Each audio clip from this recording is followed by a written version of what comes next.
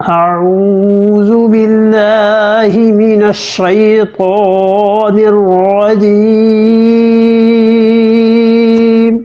بسم الله الرحمن الرحيم وإن منكم لمن ليبطئن فإن أصابتكم مصيبة قال قد أنعم الله علي إذ لم أكن معهم شهيدا وَإِنَّ مِنْكُمْ اور یقیناً تم میں سے ایسے ہیں لَمَن يُبَطِّئَن جو کیا کرے گا یبطئن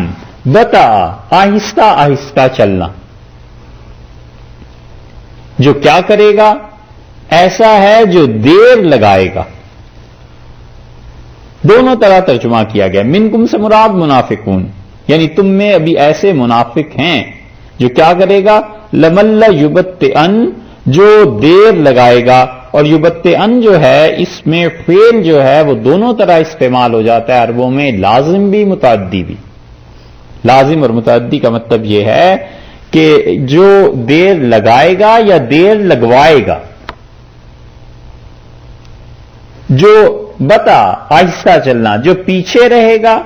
پیچھے ہٹے گا، یا لوگوں کو پیچھے ہٹوائے گا۔ دونوں صورتیں ہو سکتی ہیں، دونوں ترجمے اس کے کیے گئے ہیں اور دونوں ہی درست ہیں۔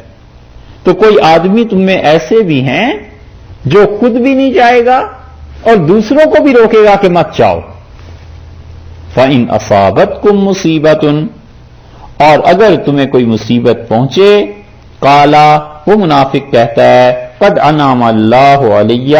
ہم پہ اللہ نے بڑا انعام کیا، اس جبکہ لم اکن نہیں تھا میں معہم ان کے ساتھ شہید ہو جاتا۔ اللہ کا بڑا فضل ہوا کہ میں ان کے ساتھ لم اکن معہم شہیدہ نہیں غلط ہو گیا ترجمہ، ہاں قال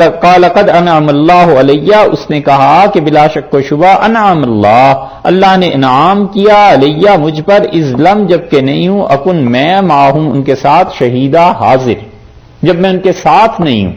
شہیدہ کا مطلب بھی یعنی ساتھ ہونے کا، جب میں ان کے ساتھ نہیں گیا جنگ میں جہاد میں، اللہ نے بڑا فضل فرمایا مجھ پر۔ یہ وہ آدمی ہے جو دیر کر رہا ہے، دیر لگا رہا ہے۔ یہاں سے جہاد کی بات اللہ تعالیٰ نے پھر شروع کی اور فرمایا اس کا ایک پہلو دیکھ لو کہ منافق انسان جب مسلمانوں پر مصیبت آتی ہے، مسلمانوں پر کوئی پریشانی آتی ہے، کہتا ہے قد انعم اللہ علیہ اللہ نے مجھ پر احسان کیا، مجھ پر مہربانی فضل کیا، اذ لم اکن معہم شہیدہ کہ میں ان کے ساتھ نہیں ہوا۔ اگر جاتا تو جو مصیبت ان پہ پڑی ہے وہ مجھ پہ بھی پڑ جاتی، جس طرح یہ لوگ شہید ہو گئے ہیں کہ میرا بھی نمبر آ جاتا۔